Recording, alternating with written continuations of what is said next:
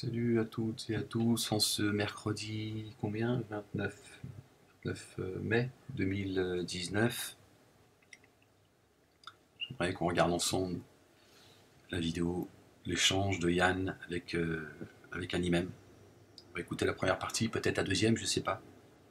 Ils font à peu près 13-14 minutes chacune. On écoute et puis on verra ce que Dieu en aura décidé, Inch'Allah. D'accord? Allez.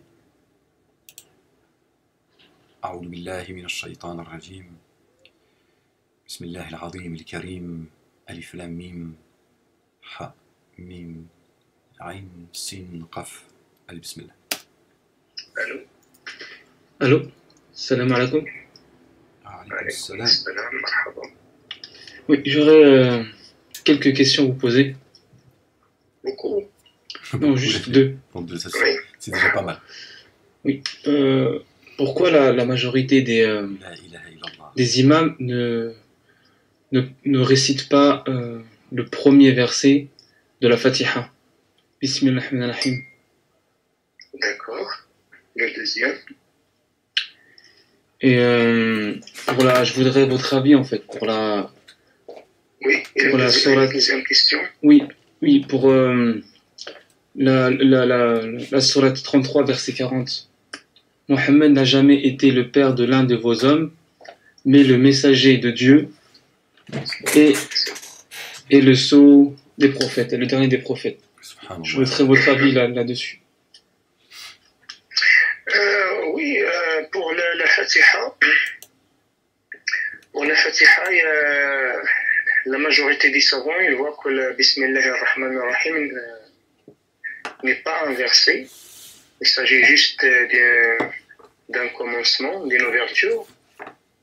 Sauf les Shafi'ites, oui, qui exigent de lire la Basmala, Bismillahirrahmanirrahim. Et comme il y a, mais dans la pratique du prophète, sallallahu alayhi wa sallam, ce qu'on trouve dans les hadiths, c'est que des fois, il récitait Bismillahirrahmanirrahim à voix basse. Bon, c'est bien la religion des hadiths et c'est bien la religion des quatre écoles. Voilà, je veux dire, là-dessus, on est bien d'accord. Et des fois à haute voix. Mais souvent, il récitait Bismillahirrahmanirrahim à voix basse.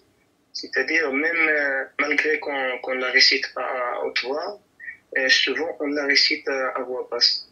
Sauf chez les Malikites, ils voient que... Donc voilà, chacun sa secte en fait. Par contre, sur le plan coranique, on n'a pas de réponse en fait.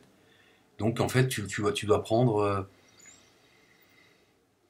le chemin de ces quatre écoles en fait, mais pas le chemin du Coran. C'est voilà, tu as le choix en fait de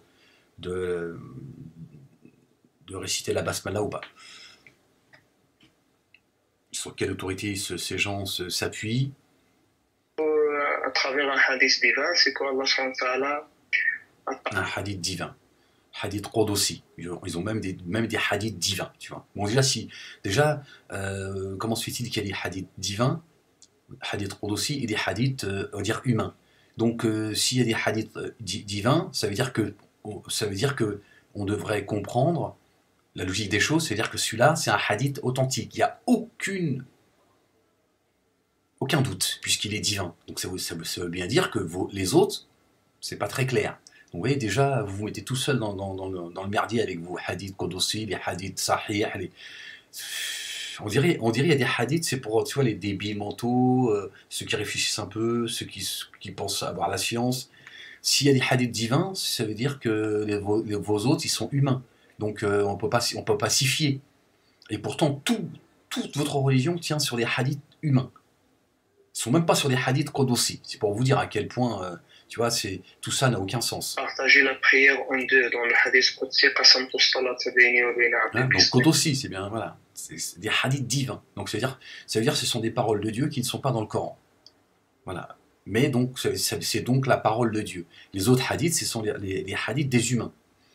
Donc il y a quand même une différence entre les hadiths de Dieu qui sont tu vois, sur lesquels il n'y a aucun doute, auxquels je ne crois pas évidemment, tu vois, et les hadiths humains. Pourtant, tous, vous appuyez tous sur vos sahih, vos sahihin.